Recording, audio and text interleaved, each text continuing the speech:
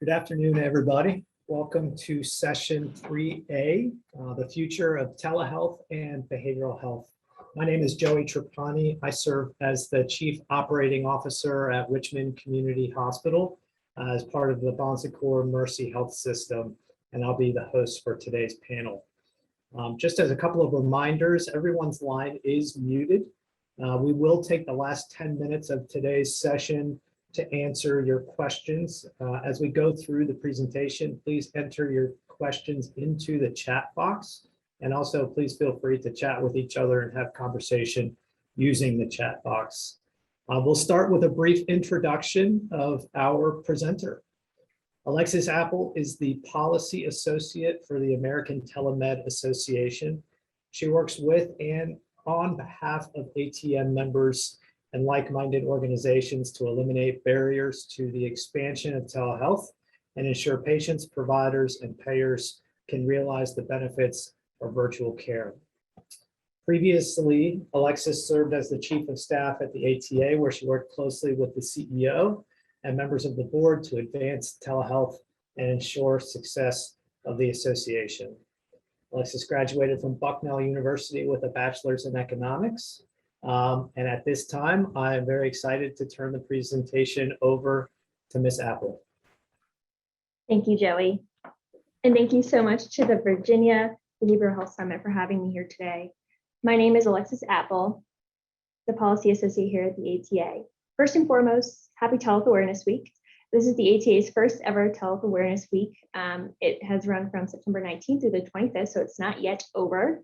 And for those of you who do not know about it, this is a national platform to raise awareness, understanding, and support for telehealth moving forward. And if you'd like any more information, you can go to the American Telemedicine Association's website, and you can find out some more about this. I am really excited to discuss the latest updates on telehealth policy at the state and federal level. I'm going to move on to the next slide. But before we get into the depth and breadth of the presentation, I'm going to discuss a little bit about the ATA, who we are, our priorities. So as you can see here, we're here to ensure that people get care where and when they need it. And when they do, they know it is safe, effective, and appropriate, while enabling clinicians to do more good for more people. The ATA is the only organization completely focused on advancing telehealth, including behavioral health. We are patient and provider centered. We want all providers to be able to practice at the top of their licenses, and we want all patients to receive care where and when they need it. Those from underserved communities, rural communities, suburban, and urban. Next slide. We were founded in 1993.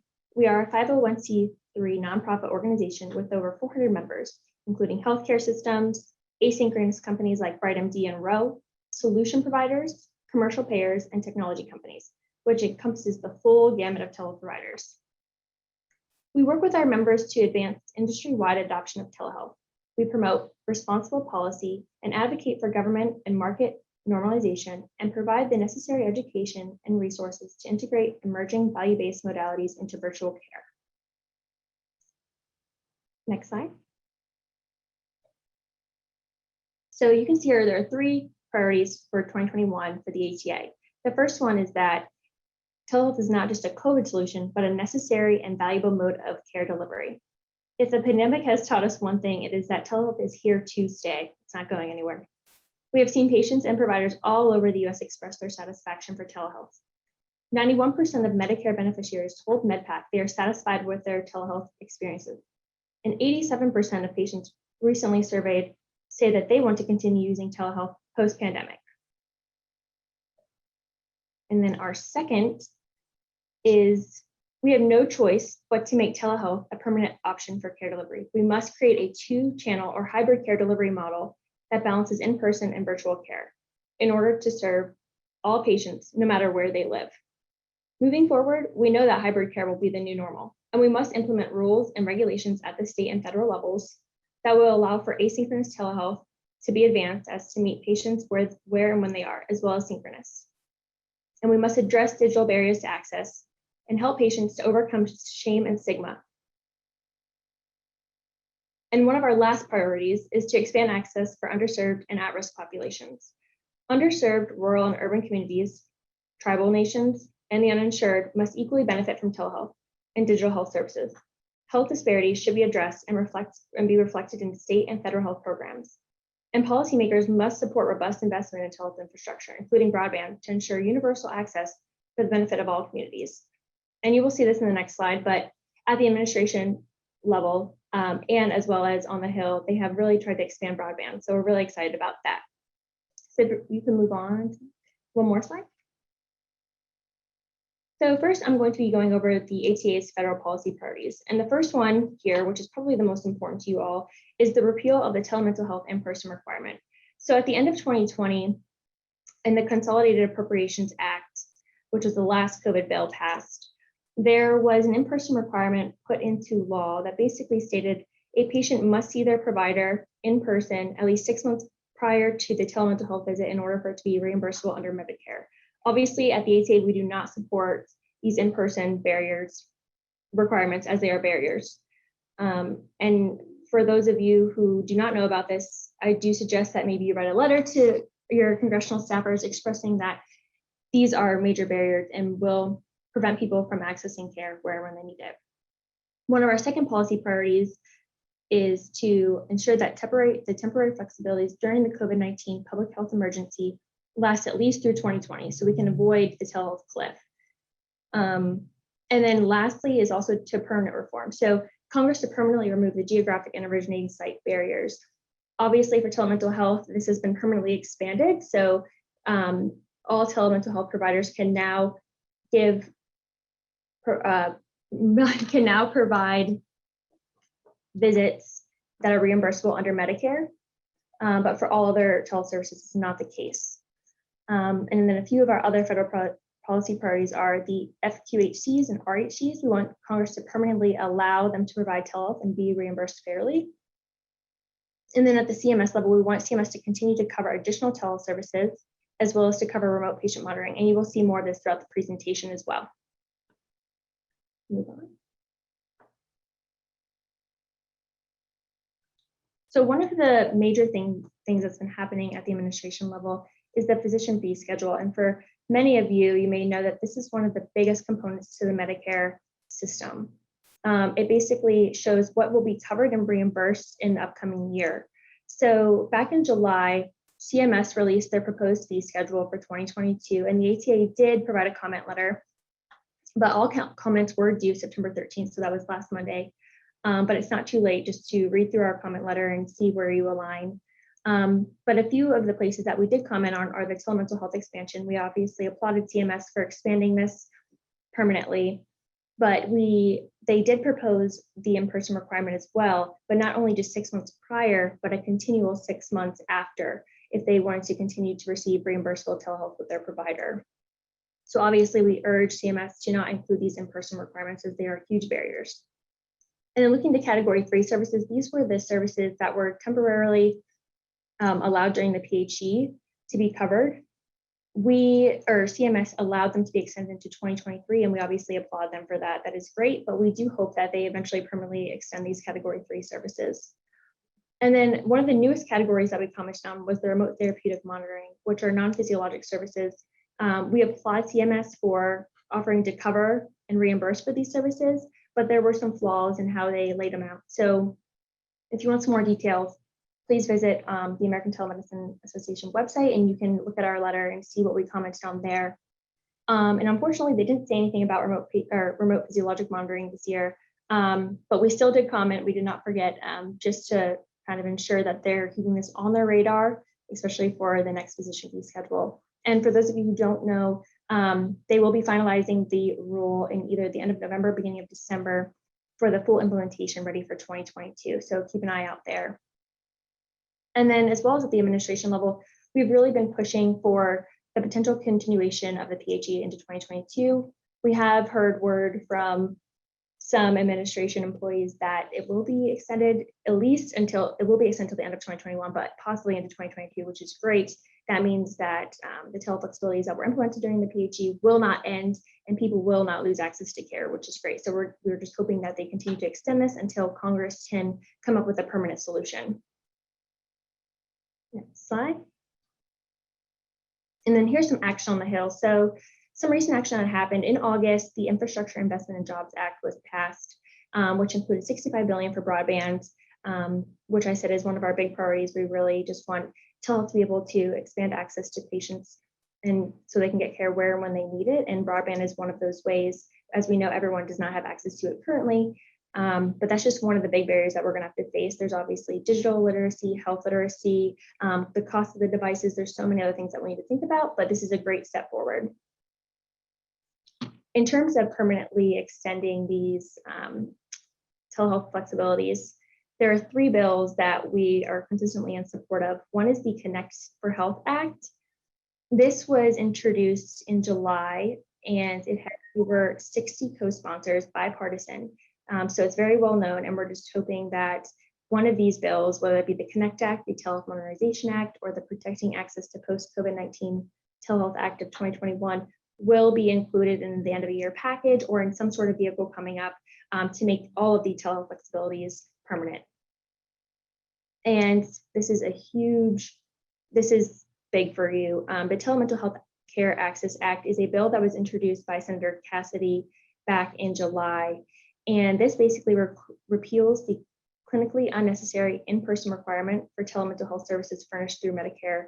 So as I stated, CMS is trying to implement this, and it actually was implemented through the last COVID-19 bill at the end of 2020. This would repeal that provision, and we need this to happen. So the ATA has been working hard to get a lot of support behind this, and hopefully we can get this passed into law before these clinically unnecessary in-person requirements go into effect, which is right after the PHE.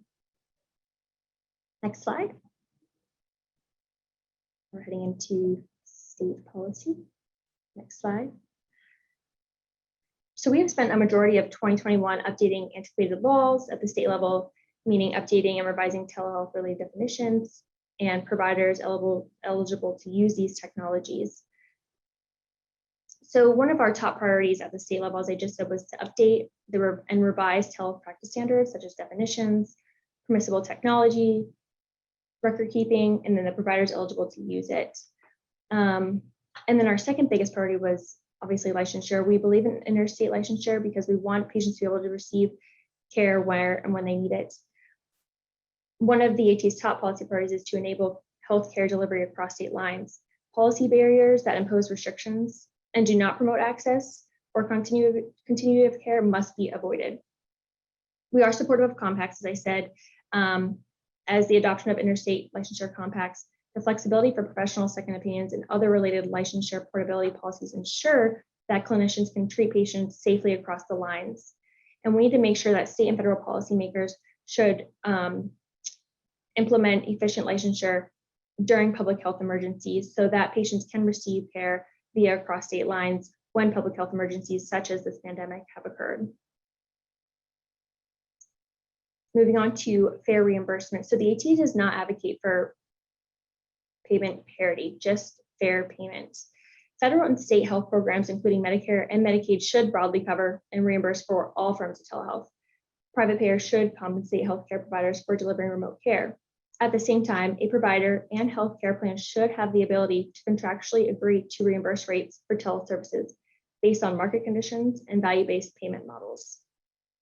And one of the biggest things that we've been advocating for so far in 2020 and 2021 is modality neutral language. So the ATA maintains that state legislatures and or regulatory boards should not choose technologies for use in the delivery of telehealth services, nor for the establishment of a practitioner or patient relationship. Instead, policymakers should defer this decision to the licensed practitioner delivering telehealth services. And many states were very successful in codifying this language this year, but there's still a few that we need to watch out for the upcoming year. And just looking into 2022, that's what we're doing now. We're kind of gaming out our game plan, and we're just going to be securing the gains that we already made in 2021 and watching all the laws that were implemented from this past year, watching them be fully implemented through the regulatory process. So monitoring medical boards and just making sure that everything is smooth sailing from here on out. Next slide.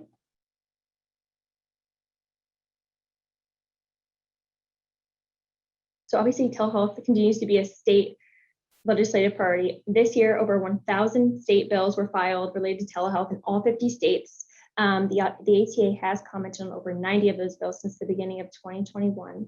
And the ATAs also testified in person, virtually, and submitted written testimony in the states you can see here. So we've been very active, and we're excited for all the gains that we have made so far in 2021. It's been a successful year, and we're just looking to, telehealth is here to stay. It's not going anywhere. So we're just looking to continue to secure these gains.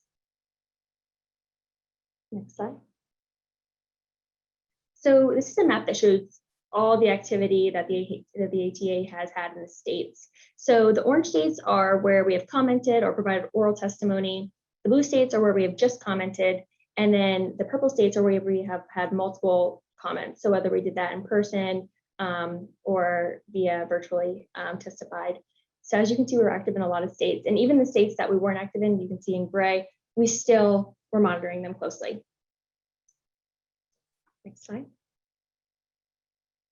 Each quarter, we also come out with one of these maps, which shows how successful the ATA was. So the states in green are states that have passed positive telehealth legislation that the ATA has helped to push through. And then the red are bills that were defeated. So they were bad telehealth bills that the ATA helped to defeat. So as you can see, we have made a lot of progress this past year, and we're hoping to continue to do that in 2022 as well. Next slide.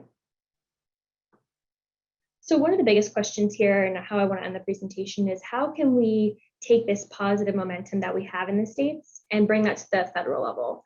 And one of the ways you can do this is by taking the permanent policies that were passed at the state level and bringing that to the federal level. So when you're meeting with federal legislators saying, hey, my state legislator passed this great telehealth bill, so I just want to bring it to your attention. What are you doing for us at the federal level? So just really using that to your advantage.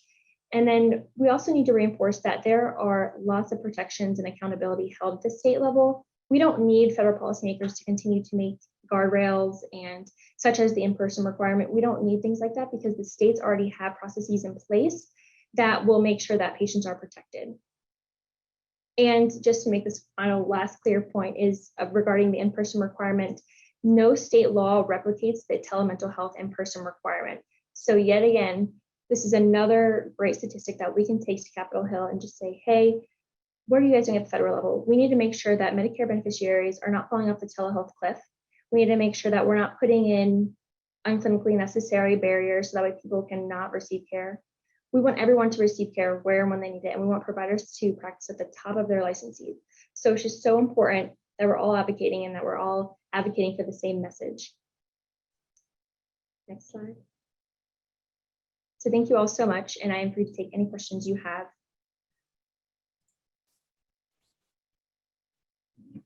Alexis, I think I speak on behalf of the group when I say thank you for the information. It's incredibly helpful, and we do have several questions from the audience that I'll share with you now. The first, in summary, is can you speak a little bit more to the work that's being done around ensuring access, be it through broadband or different media forums for telehealth, particularly in rural markets? A lot of our across the Commonwealth, a lot of our services are in rural areas and patients just may not have access. Can you speak to that a little bit? Absolutely. So I can break this down into two. So one would be on the congressional level. As I said, so the infrastructure bill did include funding for broadband, and coming up, the reconciliation bill, I don't know if any of you are following that, but they also are thinking of including some sort of investment there for broadband. So the ATA is continuously asking policymakers to include investments for broadband and other such things to increase access at rural levels. But then also the administration level, they have a lot of grants that individuals can apply for to receive help in order to get more access to broadband within their communities. So just keep a lookout there, and we're also pushing for that at the administration level as well. Perfect, thank you. Another question is from Kwame Smith. For inpatient units, a lot of our patients are seen across the Commonwealth on an inpatient psych unit. How do you see telehealth as a resource? And are you aware of any impact on reimbursement for providers or physicians through Medicaid and Medicare for the use of telehealth on inpatient units or through inpatient services? That is a great question. But what I can answer there is that during the public health emergency, both at the federal and state level, a lot of these restrictions have been waived. So you can now be reimbursed for telehealth services for Medicare beneficiaries as well as Medicaid. But a lot of the states, I do want to say this too, states are completely separate from the federal level. So federal level covers Medicare beneficiaries, but states cover Medicaid. And each state has their own processes, and some states actually have their PHEs have expired. So if they did not implement some sort of permanent legislation around telehealth, beneficiaries have lost that. So it's important that we just keep pushing for the permanent aspect at the state level and federal level, especially in regards to reimbursement. So that way providers can continue to provide care to all patients. Thank you. As we continue to have conversations with legislators, there's a lot of evidence just in sheer volume that we're providing more access for folks that need behavioral health care through telehealth. Is there information related to outcomes that would compare patient outcomes through telehealth resources in comparison to face-to-face or one-on-one services with a provider? So that's your question. I think a lot of people are looking for the data, right? Specifically for certain services. Has it increased utilization? Has it provided this? Obviously, we've seen a lot of high satisfaction rates, but I think that it's going to take a while for the data to actually come out and for policymakers to see that. So I will follow up with you on that question. And as I get more resources, I will be more than happy to share them with you all. Okay. And then we have one more question here in the Q&A. And if anybody does have additional questions, please feel free to either drop them into the chat or in the Q&A box. As we push forward, you've brought so much great information to us. As we push forward and talk with legislators, our local delegates, if there's one takeaway, if there's one piece that you wanted to make sure that we as providers really hammered home, I would imagine it's probably in relation to the face-to-face 6-month time window. But if you would just emphasize those talking points for us so that we're equipped. Absolutely. So actually, we have a resource up on our website. It's a one-pager that goes through the in-person requirement and some talking points that you can use to take to your federal policymaker. So I can actually link that as soon as we're done here for you all to see. But yes, it's the in-person requirement. We see these as barriers. There's no reason why we need to have these, and there's no reason why the federal government needs to be putting these guardrails up, specifically because states already have these processes in place and they are closely monitoring providers and patients. And we want providers to be able to practice at the top of their license. We want providers to be able to make the best decision for their patients as long as it meets the standard of care. And we need to trust those providers that all the education that they've had has really paid off. We shouldn't have to monitor them consistently as long as they're meeting the standard of care and they know what's best for their patients. Well, Alexis, thank you again so much for sharing your knowledge and your expertise with us today. I'm just monitoring to see if we have any other questions. I think you've done a great job of providing us some solid information and answering questions from the group. Thank you to everybody in our audience today for attending and for your strong questions. Please rejoin us at 2:25. It looks like we may be giving you 5 or 10 minutes, a little additional here for a break. Alexis has shared some information on the ATA and some additional information around requirements. Alexis, I don't know, we have a couple of minutes. I don't know if you want to talk about what you just dropped in the chat. Absolutely. So this was the document I was just talking about that kind of goes through how we repeal the in-person requirement, what Senator Cassidy's bill would do, some statistics around why we don't need this in-person requirement. And just, I think it's just some talking points for you all to use when you go to your federal policymakers. So very important, and please take a look at it. Perfect. Thank you so much again. And again, a reminder, our closing keynote will begin at 2:30. Please rejoin via the link at 2:25. Thank you and have a great afternoon. Thank you.